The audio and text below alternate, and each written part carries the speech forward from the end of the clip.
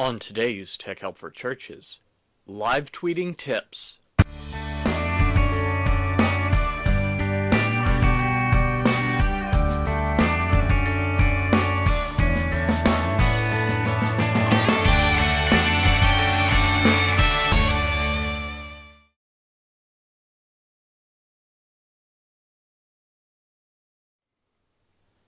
Well, welcome everyone again to another episode of Tech Help for Churches. I, of course, am your host, Paul Allen Clifford. You can reach out and contact me, Paul, at trinitydigitalmedia.com, or drop me a line on the, leave me a voicemail. You don't really drop a line on voicemail, silly Paul. 1-877-763-3246. That's 1-877-POD-ECHO. To echo back to this podcast. You can also reach me via Twitter. My Twitter handle is at Paul Allen Cliff. That's PAULALANCLIF. Well, let's get started talking about live tweeting tips today. When it comes to Twitter, one of the uses of Twitter that's sprung up over the years is the live tweet. Now, as I'm recording this tomorrow, Apple has their fall iPad announcement, at least that's what the speculation is. And so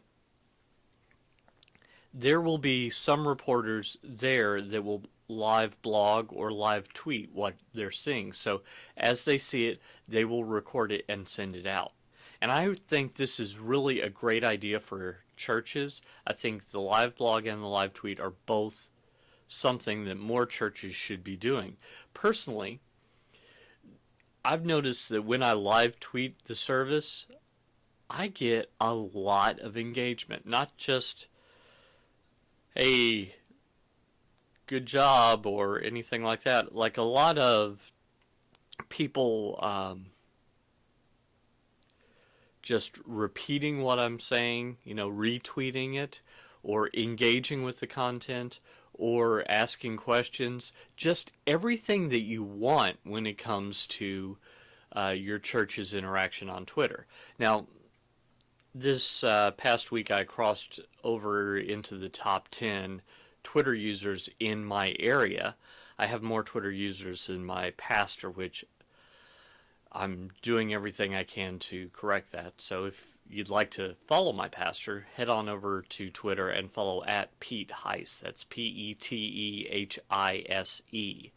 And you'll see a lot of the same thoughts that I have because I follow what he does and I do likewise.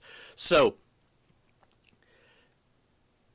that is just something that's interesting to me, how much engagement I see on Twitter through just live tweeting the sermon. But how could I make that better?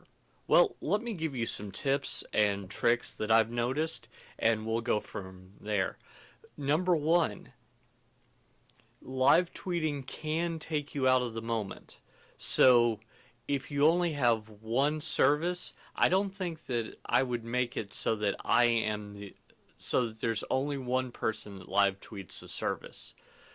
You could have a church account, or you could have even your pastor's account that you have an assistant that live tweets, and those tweets go out as a result of different people from different services, so that there's at least one service that you can digest what's going on. Now, let's say that you have only one service, so it's not like you can watch it over and over again, unless you record it. But let's say that you don't. Let's say that once it's gone, and there's no way to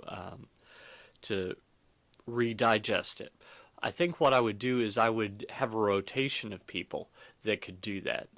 Different people that could be on from week to week. Now, that's not to say that you're getting nothing out of the service. I think this is one of the common misconceptions is that if you are tweeting, you're getting nothing out of the service. Not true at all. It's all in how you think about it and how you engage. If you're thinking, I'm going to take a few notes and I'm going to share these with people, I think that's a perfectly legitimate way to do it. But if you send out a tweet and then you check all your DMs and then all your at replies and your retweets, and then, oh, that person has something interesting going on. Oh, so does this person. Before you know it, you're not engaged. So it does take a certain level of self-discipline to not engage with Twitter while you are live tweeting. You just want to broadcast that out, which normally is not the way you want to deal with Twitter, actually.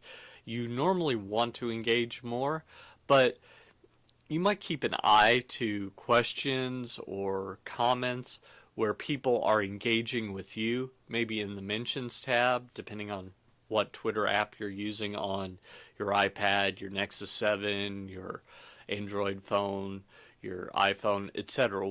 Depending on what you're using, you might be able to just look at the at replies, mentions, etc., and only engage with people that are engaging with you. So that you can do that in real time and keep up the conversation, but not so much that you end up talking to someone else about the football game that happens to be going on at the same time as your church service. Do you see the difference? So that's another thing. I would also, at least on a church-wide or series-wide basis, have a hashtag that you can use.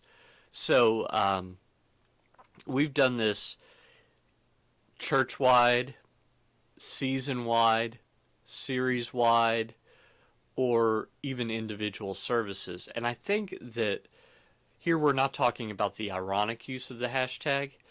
Some people do use hashtags as ironic commentary on what's going on. This is so engaging. Hashtag not really. So not that kind. What we're talking about is a single word or short phrase, 2 words or less, that can engage, help draw all the commentary together, and make sure you publicize that. Because if you don't publicize it, those that are on Twitter will make up their own, which may or may not be a good hashtag. So, for example, when I went to the Leadership Summit from Willow Creek, I was hashtagging stuff the summit. Well, it turns out that they wanted WCA Summit and then the year. So when you do it that way, I was adding to a conversation that I wasn't a part of. So that's no good. So you want to publicize the hashtag. There was a writers' conference that I spoke at. Same way, they didn't have a hashtag that they publicized, so I kind of just made up my own. Well, there was another person that happened to make up the same thing, because it was like the Business of Writing International Summit. So they did BOWIS, and so did I, and we connected that way. It was actually the keynote speaker that was doing that. But that was a lucky coincidence. It could be that the organizers would have preferred International Summit or Summit Louisville or something like that, but no one told us, so we didn't know what to do. We just made up our own. So if you have a large conference or event or your church service is going on, you want to be on the same page as to what the hashtag is so that you can connect with each other and kind of collate all the live tweets together in Twitter search. So that's another thing. So starting out with making sure that this isn't the only service that you have to be a part of. If it is, having a rotation. And if it isn't, just making sure that there's one that you're really engaged with. Number 2, make sure that you're not really engaging with stuff outside of what you're doing. So make sure you're not really engaging with Twitter commentary on things other than the service. and you may want to ignore any responses altogether until the service is over.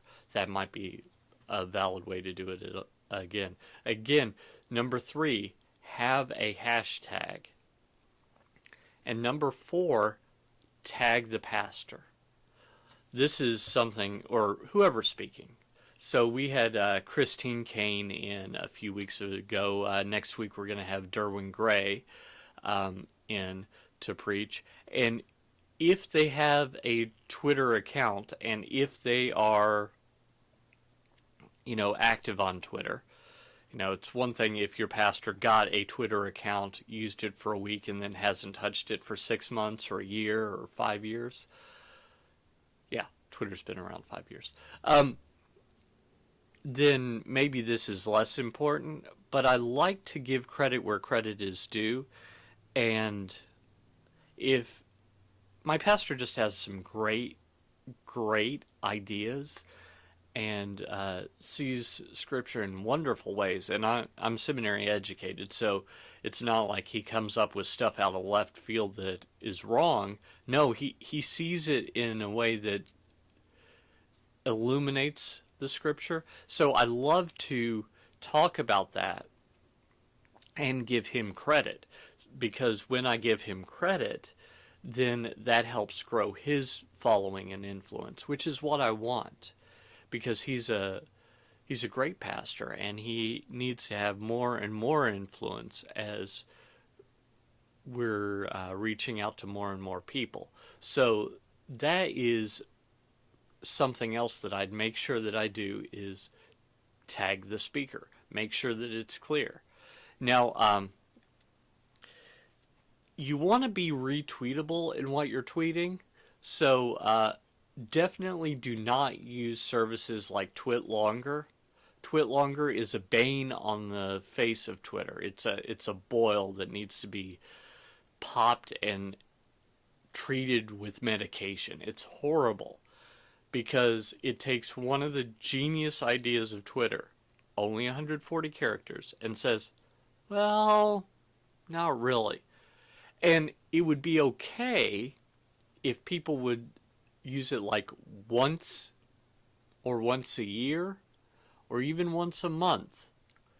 But people that use twitlonger tend to use it for almost every tweet. And when you do that, it's wrong in every way. Because most of the time, the tweet, had it been composed just a little bit more succinctly, could have fit in the 140 characters. So you click on a link to see the rest of the tweet, and there's like a word. It's very annoying.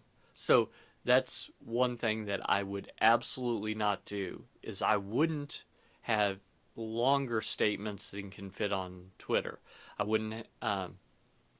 I think that I would, if you have a online service, I think I would encourage people to join you in the online service so that they can know what's going on, and so that they can join you in the live tweeting. I think that's perfectly acceptable.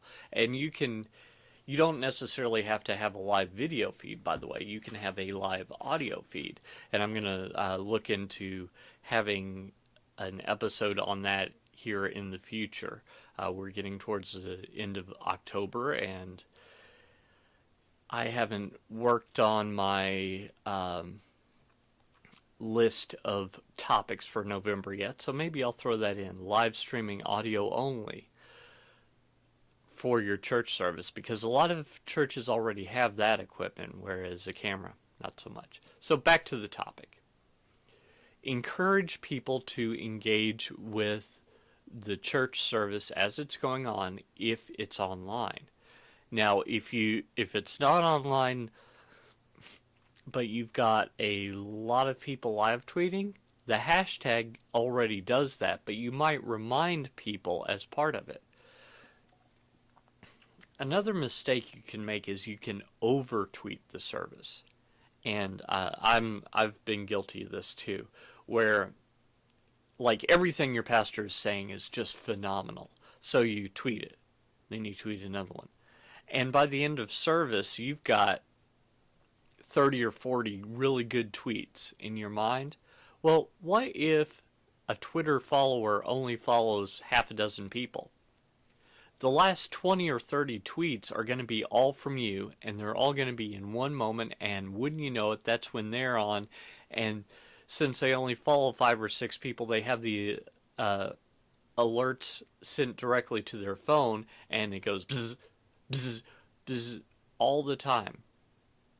And so they're getting tons of stuff from you all in an hour, hour and a half time period. That can be really, really annoying. Let me tell you a quick story. This actually happened to me, so I'm not making up this as an example of the previous point. We were at Leadership Retreat, which is now called Leadership Advance, probably 5 years ago. And my pastor's assistant was live tweeting what he was teaching about. And they had just encouraged us to turn on the alerts so that we would get his tweets directly to our phones without going through the app or anything, just as a text message. So a lot of people had done that. Unfortunately, his assistant overtweeted what he was teaching.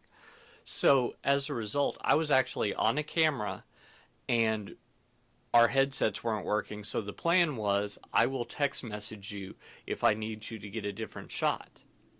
Okay, so do you see how this is just a pile of fail waiting to happen? My pastor just said, turn on your alerts so that you get the Twitter messages from me. His assistant is overtweeting his message.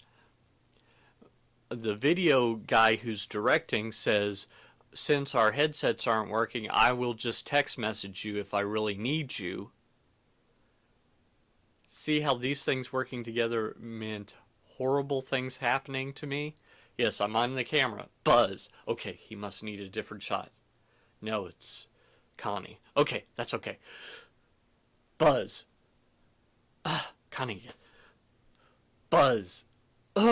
So I'm not sure that he text messaged me once. So I got like 20 or 30 tweets about what I was hearing directly on my phone and not the one buzz that I actually needed. It didn't occur to me that she would send out so many tweets in such a short amount of time. Now, you can fail on the other end too. You can